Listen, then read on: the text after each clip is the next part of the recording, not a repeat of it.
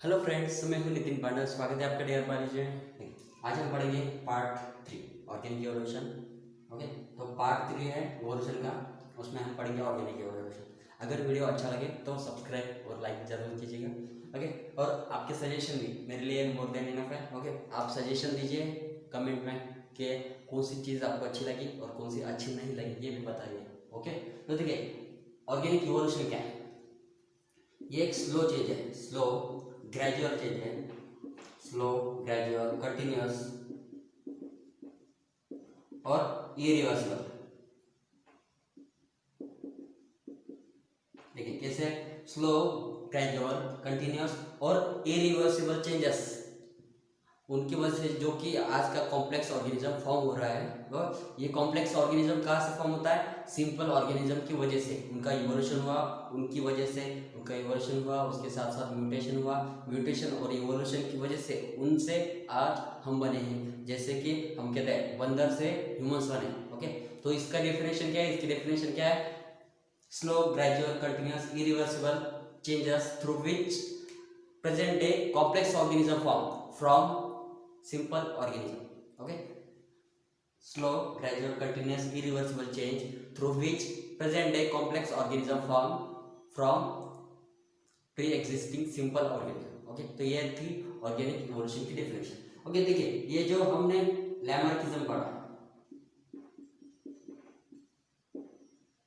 Okay, ये जो हमने लैमार्किज्म पढ़ा, लैमार्किज्म ने हमने देखा था कि जो जिराफ है, जिराफ की जो नेक है उनकी साइज बड़ी हो गई, क्योंकि जो वो ग्रीन प्लांट्स खाते थे वो थोड़ी ऊंचाई पर थे, और पहले जो जिराफ थे उनको जो खाने के लिए था वो थोड़ी नीचे, मतलब निचली सतह पर थे। ओके, जो ऊंचाई पर होने वाले प्लांट्स की वजह से उनकी नेक की साइज बढ़ गई, मतलब थोड़ी सी म्यूटेशन होने की वजह से, इवोल्यूशन होने की वजह से उनका जो नेक की साइज थी वो बढ़ गई थी। ये हमने लैमार्किज्म में पढ़ा है। ओके, पर लैमार्किज्म जो है वो डिस्प्रूव किया गया है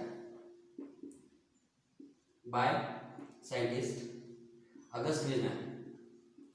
अगस्ट विजमैन, ठीक है, अगस्ट विजमैन ये साइंटिस्ट है। उन्होंने क्या किया?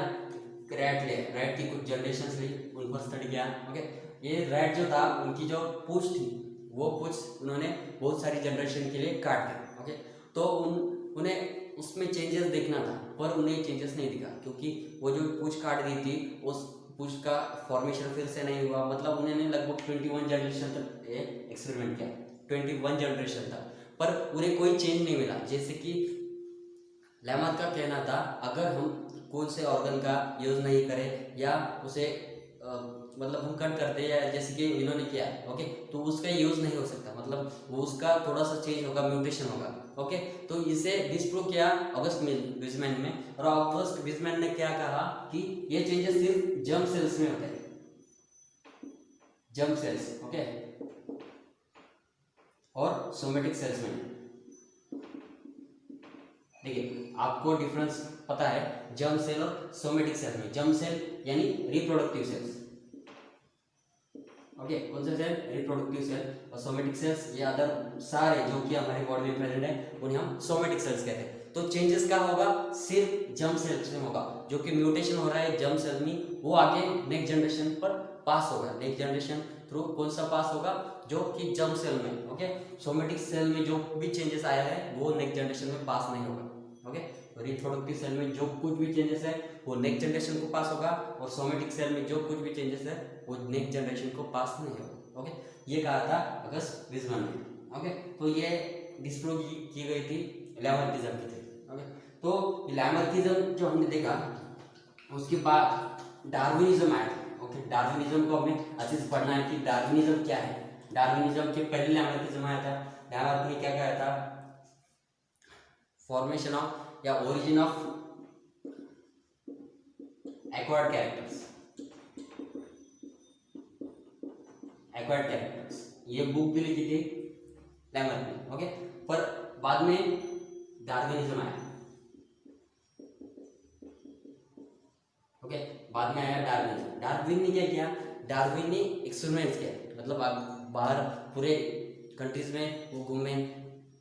1831 से अक्टूबर 1831 से लेकर दिसंबर 1831 से लेकर 1836 तक वो सारी जगह पर घूमे। ओके, और उन जगह पर जो घूमे उसकी मदद से उन्हें अलग अलग फॉसिल्स, अलग अलग लिविंग मटेरियल मिले। जो कुछ भी मटेरियल मिला, फॉसिल्स और लिविंग मटेरियल, कौन से मटेरियल? फॉसिल्स, कोई भी ऑर्गेनिज्म जिसके फॉसिल्स मिले या कुछ लिविंग मटेरियल मिला या प्रिजर्व मटेरियल मिला, जो कुछ भी मिला उसके बेसिस पर उन्होंने ओरिजिन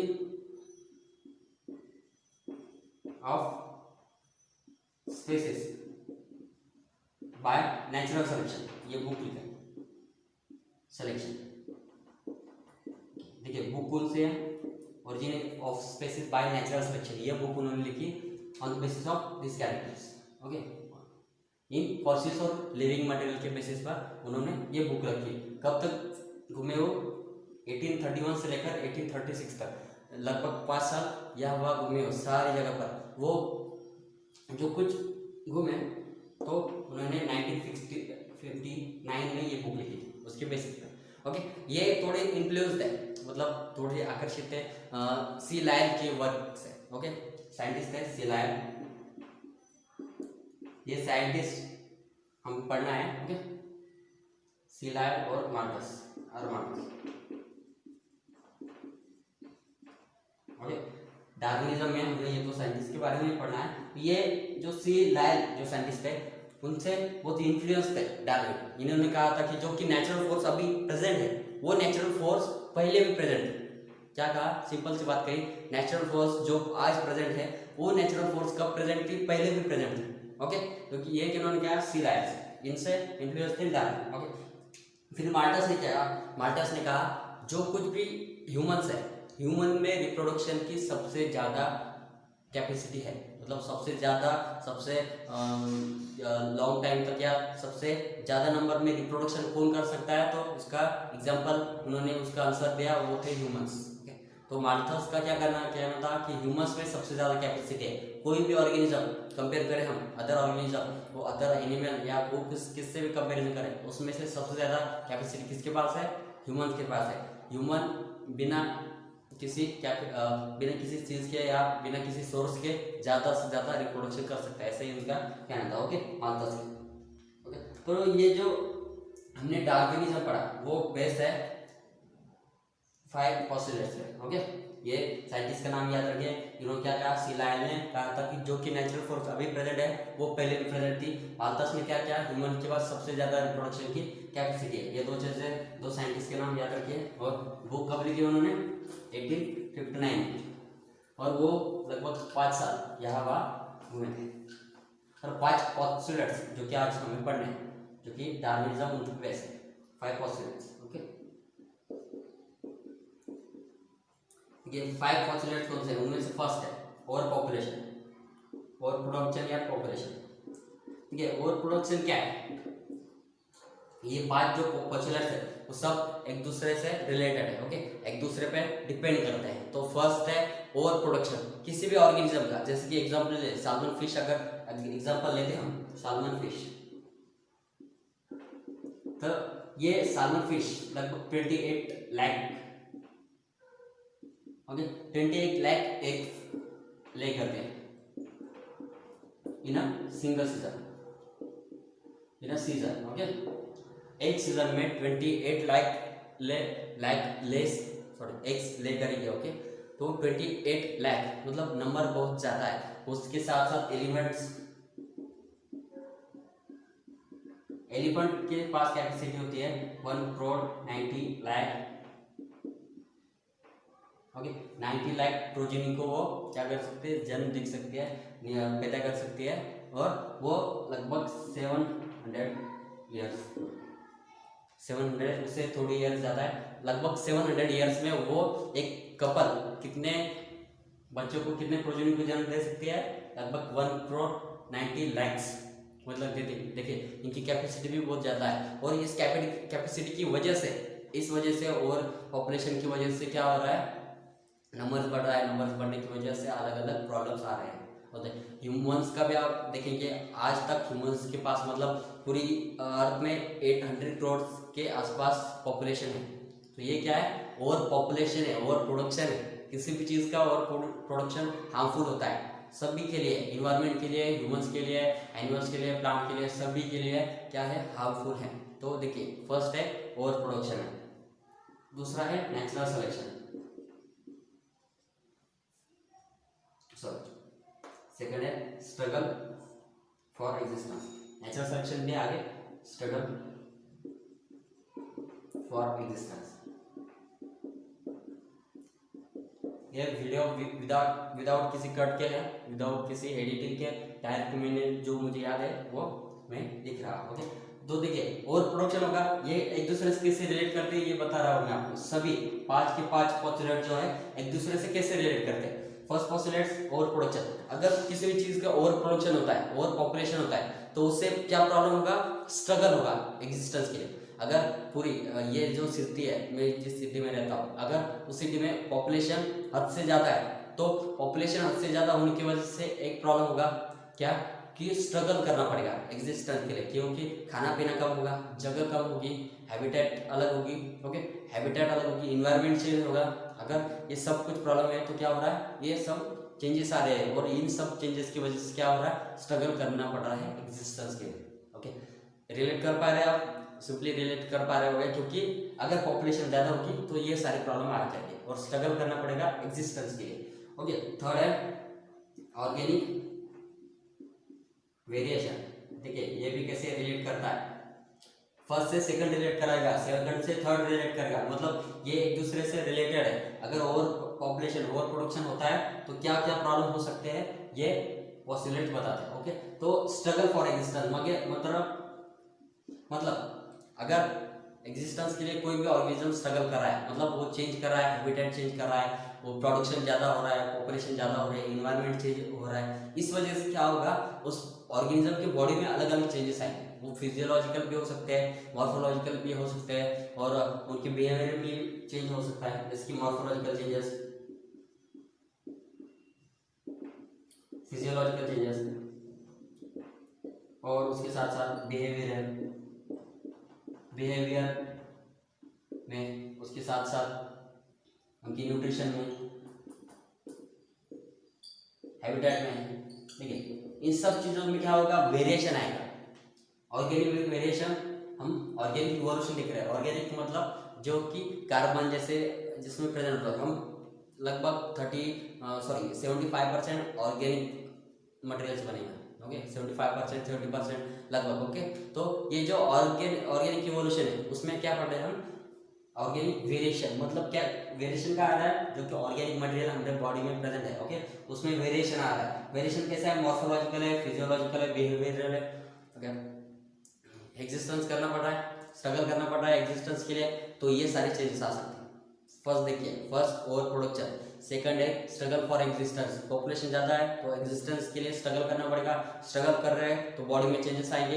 बॉडी में चेंजेस कैसे आ सकते हैं, मॉर्फोलॉजिकल आ सकते हैं, हैबिटेट में चेंज हो सकता है, न्यूट्रिशन में चेंज हो सकता है, खाना कैसे खाएगा कैसे नहीं, उसके साथ साथ बिहेवियर उसके चेंज हो सकता है। ऐसे अलग अलग रिजल्ट्स है। ओके, ये क्या रिजल्ट्स है, ये किसकी वजह से हो रहा है, ऑर्गेनिक वेरिएशन। ओके, ये वेरिएशन किसकी वजह से, स्ट्रगल के वजह से, स्ट्रगल किसकी वजह से, और प्रोडक्शन की वजह से। ओके, तो ऐसे एक दूसरे से वो रिलेट करते हैं। इसके बाद है नेचुरल सिलेक्शन। देखिए ये एक दूसरे से कैसे रिलेट कर रहा है। नेचुरल सिलेक्शन अब क्या होगा, नेचुरल सिलेक्शन मतलब क्या है, survival of fittest. Okay, Harden नाम के साइंटिस्ट ने कहा था। ओके, सर्वाइवल ऑफ फिटेस्ट मतलब क्या है, हमने पढ़ा है 10th में भी पढ़ा है, सर्वाइवल ऑफ फिटेस्ट क्या है। नेचर क्या करता है, किसी भी चीज को सेलेक्ट करता है। अगर ये जो ऑर्गेनिक इवोल्यूशन है, ऑर्गेनिक वेरिएशन है, किसी के भी बॉडी में ऑर्गेनिक वेरिएशन आ रहा है, तो उस वेरिएशन में कौन सा वेरिएशन अच्छा है, जैसे कि म्यूटेशन कौन सा अच्छा है किसी भी ऑर्गेनिज्म में, अच्छा म्यूटेशन है, फेवरेबल है, तो नेचर क्या करेगा, उसे सेलेक्ट करेगा। ओके, अगर अनफेवरेबल है तो नेचर उसे डिससेलेक्ट करेगा। ओके, क्या करेगा, डिससेलेक्ट करेगा। अगर फेवरेबल है तो नेचर उसे सेलेक्ट करेगा। इसे कहते हैं नेचुरल सिलेक्शन। मतलब मेरे बॉडी में कोई चेंज आ गया, ओके, म्यूटेशन आ गया या वेरिएशन आ गया, वो अगर वेरिएशन म्यूटेशन फेवरेबल है एनवायरनमेंट के लिए, मेरे लिए फेवरेबल है, तो नेचर उसे सेलेक्ट करेगा। और अनफेवरेबल अगर है तो नेचर उसे डिससेलेक्ट करेगा या निकाल देगा, मेरी बॉडी से, एनवायरनमेंट से निकाल देगा। इस तरह नेचर क्या करता है, सेलेक्ट करता है किसी भी चीज को, इसे कहते हैं सर्वाइवल ऑफ फिटेस्ट, मतलब जो ऑर्गेनिज्म सर्वाइव करता है। ओके, इनमें भी क्या होगा तो सर्वाइवल ऑफ फिटेस्ट है। ओके, तो ये हुआ नेचुरल सिलेक्शन। लास्ट है, लास्ट अच्छे से समझ लीजिएगा, formation of new species, of new species. देखिए अब क्या हो रहा है, ये एक दूसरे से कैसे रिलेट कर रहा है, पहले से बताता हूँ लास्ट के लिए।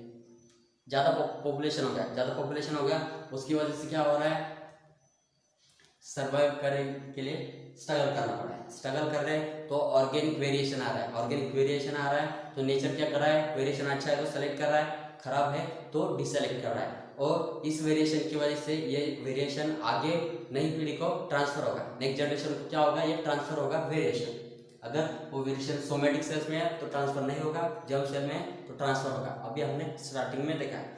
ओके, अगर नेक्स्ट स्पेसिस तक, नेक्स्ट जनरेशन तक ये ट्रांसफर हो रहा है, ओके, तो उस वजह से क्या होगा, कुछ जनरेशन के बाद नई स्पेसिस का फॉर्मेशन होगा। सिंपली आप बता सकते हो कि नई स्पेसिस का फॉर्मेशन किस वजह से हो सकता है, अगर मेरे बॉडी के अंदर चेंज आ रहा है तो ये चेंज का ट्रांसफर होगा नेक्स्ट जनरेशन को, नेक्स्ट जनरेशन के पास ट्रांसफर होते होते एक टाइम ऐसा आएगा कि ये जो चेंजेस हैं वो नई स्पेसिस को जन्म देंगे। ओके, ऐसे होता है नई स्पेसिस का फॉर्मेशन। ओके, ये सब क्या है, 5 पोस्टुलेट्स हैं डार्विन के।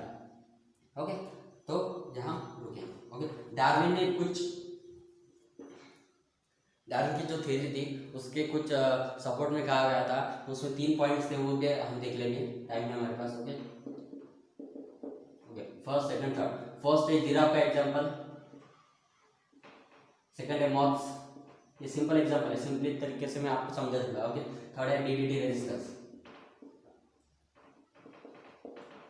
देखिए इस थ्योरी को प्रूव कैसे किया गया, मतलब कौन से एग्जांपल इस थ्योरी को प्रूव करते हैं, जिसके लैमर्क ने कहा था जिराफ की जो नेक की साइज है वो क्यों बढ़ती है, क्योंकि वो ऊंचे जगहों पे या ऊंचे प्लांट को खाने की कोशिश करता है। ओके, तो उस कोशिश में उनकी जो नेक है वो धीरे धीरे चेंज हो गई और बड़ी हो गई, लंबी हो गई। ओके, जिराफ का एग्जाम्पल। दूसरा एग्जाम्पल का मॉथ्स का, पहले क्या हुआ, लैमर्किज्म में बताया गया था। ओके, लैमर्किज्म या सॉरी लैमर्किज्म में बताया गया। मॉथ्स का एग्जाम्पल क्या है, व्हाइट और मॉथ्स अलग अलग तरह के 2 मॉथ्स है, उसमें से ब्लैक मॉथ की जो नंबर है वो बढ़ गया।